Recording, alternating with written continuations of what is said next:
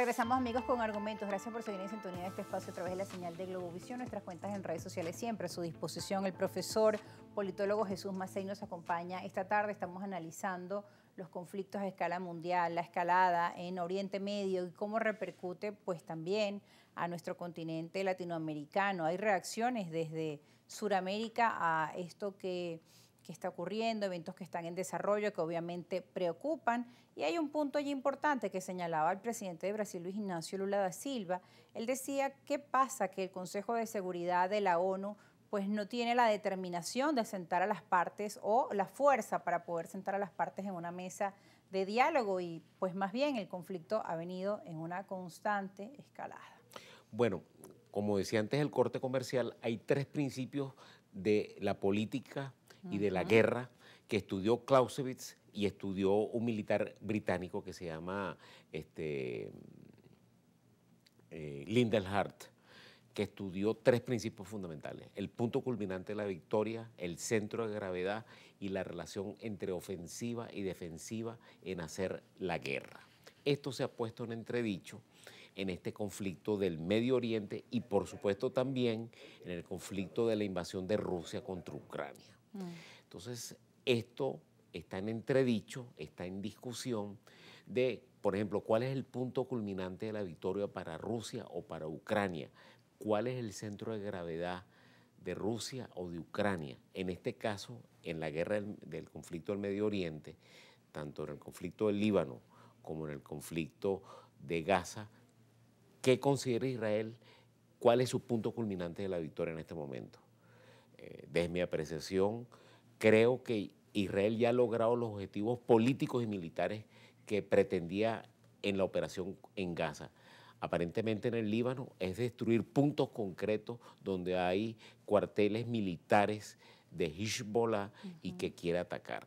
Entonces, claro, todo esto ha complejizado mucho más el panorama internacional y está repercutiendo no solamente a nivel global, sino en América Latina. Entonces, Brasil es uno de los países más críticos de todos estos dos conflictos y de la inoperatividad del Consejo de Seguridad de Naciones Unidas, que no es fácil porque hay 5 países que tienen derecho a veto y sobre todo hay 3 potencias que en cierta forma no son aliados de Israel, que son los Estados Unidos, Inglaterra, Francia, fundamentalmente. Entonces, además que los israelitas, desde mi apreciación muy particular, está haciendo el trabajo más duro que no están haciendo los países árabes y musulmanes, porque recordemos que Hezbollah y Hamas son chiíes. Entonces hay una confrontación histórica desde el punto de vista de interpretación del Corán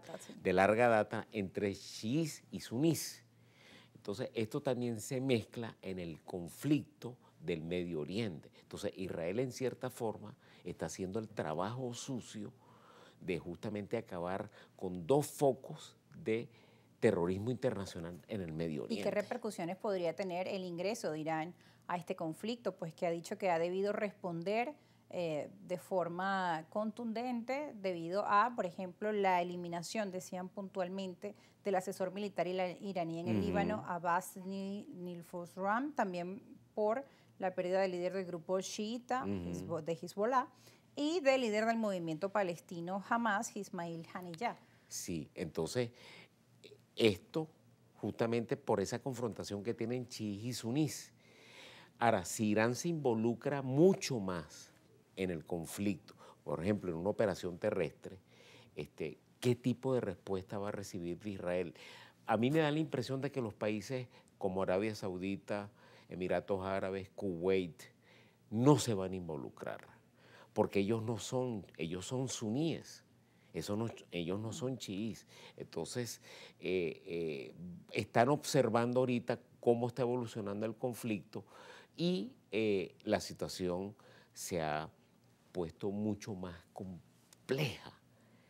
Y esto, por supuesto, está teniendo efecto y puede tener efecto en la volatilidad de los precios del petróleo, en la volatilidad de las cadenas de valor que están en el Mediterráneo y están en esa zona de Europa y del Medio Oriente, las exportaciones de cereales, de cebada, trigo, etcétera.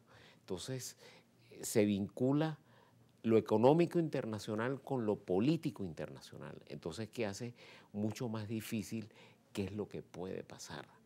Yo creo que, por ejemplo, lo que ha dicho Estados Unidos, que a Israel sí lo va a apoyar y lo está apoyando con la respuesta que ha tenido Irán, con lo que tú dijiste, Rosa, del asesinato de estos dos líderes chiíes que estaban en Irán y el de Hamas. Entonces, que justamente permitieron que los misiles que lanzó Irán hoy no hicieran tanto daño en la infraestructura de Israel. Prácticamente no hicieron mella, ¿no? Algunas destrucciones muy localizadas. Entonces, vamos a ver qué va a seguir sobre todo en la respuesta iraní, si Irán va a seguir a una segunda fase en su respuesta militar. Desde mi procesación, yo creo que no, porque entonces Estados Unidos sí pudiese atacar directamente a Irán. Además que ya Estados Unidos está movilizando 1 o 2 portaaviones estadounidenses hacia el Medio Oriente, que van a reforzar la presencia militar de Estados Unidos en esta zona, ¿no? Irán habría advertido que si Israel respondía, pues ellos también tomarían otras medidas de forma contundente. Israel o su Fuerza Aérea lo que aseguraba más temprano es que esta noche iban a tener contundentes ataques en Oriente Medio sin precisar evidentemente qué zonas, ¿no? Pero ¿qué pasaría si responden hacia Irán por el lanzamiento de estos misiles? Depende justamente de la respuesta que vaya a dar Israel. Si va a ser una respuesta aérea con aviones o si va a ser una respuesta a nivel de misiles o si van a combinar los dos instrumentos militares. A nivel de misiles y a nivel de fuerza aérea, y van a atacar ciudades, o si por ejemplo Israel se va a atrever a atacar la usina militar que tiene Irán, donde está tratando de desarrollar energía atómica. Entonces, el conflicto podría escalar a mayores niveles. Fíjate, Rosa, que hay que ver también el papel de Rusia y China, que están pidiendo contención a la situación. Brasil está pidiendo también contención y, por supuesto, el Consejo de Seguridad de Naciones Unidas se va a reunir, estamos en plena asamblea, y se va a reunir para tratar de frenar o de ponerle contención a la respuesta tanto de Israel como de Irán. Claro, todo esto tiene un germen. El ataque que hizo hace casi un año el grupo terrorista Hamas a Israel. Claro, es y el germen. desde ese entonces pues hemos venido que esta escalada ha seguido su curso, ha seguido en desarrollo, dejando lamentablemente pues muchas víctimas inocentes. Tenemos que ir a una pausa, profesor Mazzei.